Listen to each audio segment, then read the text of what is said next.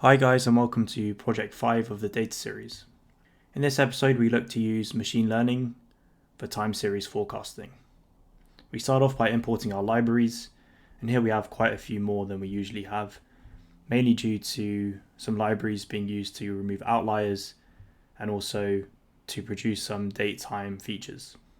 We start off by reading and exploring our data, and in this case we have our training data and test data stored in separate CSV files. We use the read CSV function from the pandas library to read our data.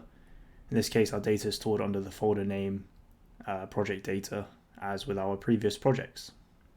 We can view the first few rows of our training data and also with our test data using a similar method. So we use the head function here on our data frame. We can run this here. And here we see that we're given the date, mean temperature, humidity, wind speed, and mean pressure. And just some background information, this is weather conditions recorded in Delhi, India. So for our training data, the date ranges from the 1st of January 2013. And we can use the tail function to view the last few rows of our training data. Run this here, just to see the last date that it runs to, and that's the 1st of January 2017. And we can do the same thing for our test data. Can run this here. We have the first observation at the 1st of January 2017, and the last observation on the 24th of April 2017. We can check our data types. We see here that majority are float 64, and we have one object, which is the date. Let's now produce some plots to check for any relationships, any visual relationships between our weather conditions. And the objective for this episode is to model mean temperature, or produce a time series model for mean temperature using light GBM. So here we're just plotting our data. We're using matplotlib, and we're using the scatter plot. We're putting the x-axis as the date and the y-axis as the different weather conditions, setting the size of the markers, and then lastly giving a label to each of our weather conditions. We set the x ticks to be every 100 days, and lastly we just give some labels and a legend to our plot. So we can run this here. And just to mention, the reason we're just using 3 conditions out of the 4 that we have provided in the same plot is because mean pressure here is on a different scale. So we can see here that it has values of around 1,000, whereas mean temperature, humidity, and wind speed have values on a similar scale. So we can take a look at this plot here, and there are a few things that we can notice. First, when humidity tends to decrease, mean temperature tends to increase, and when humidity tends to increase, mean temperature tends to decrease. So there seems to be what's called an inverse relationship between mean temperature and humidity. Looking at wind speed and mean temperature, we can see that they are connected in some way.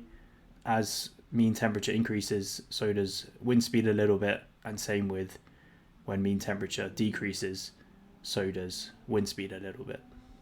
We can also produce a plot of mean pressure. And we see here that the mean pressure contains outliers, which we can remove. Outliers can negatively impact our gradient boosting algorithm, since we discussed in a previous episode how gradient boosted trees build on the residuals produced by previous decision trees.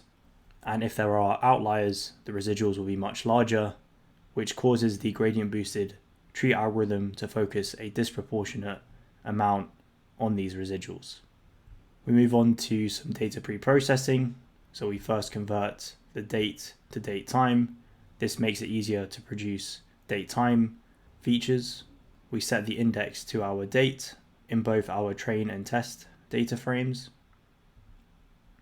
We then drop the column of the date since it becomes the index. We don't need the date column anymore. And lastly, we remove outliers by using this z-score and making sure that all points lie within 3 standard deviations of the mean. We then move on to feature engineering, where we produce, in this case, features for the day of the week and also for the month to check if the day of the week or the month can influence our mean temperature. And we do this for both the test and trained data frames. We then produce our lag features, in this case just for the past 3 days. And this enables us to model serial dependence, which essentially checks if previous observations affect next observations. So we can run this here. So we need to run this previous cell and then this cell. We then do some final pre-processing where we remove missing values produced by the lag operations. And lastly, we convert our training data and test data into light GBM datasets ready for modeling. We move on to the modeling section where we define our parameters for our model and fit it to our training data. In this case, our objective is regression. We're setting the metric to root mean squared error, learning rate to 0.05, a number of iterations to 1,000.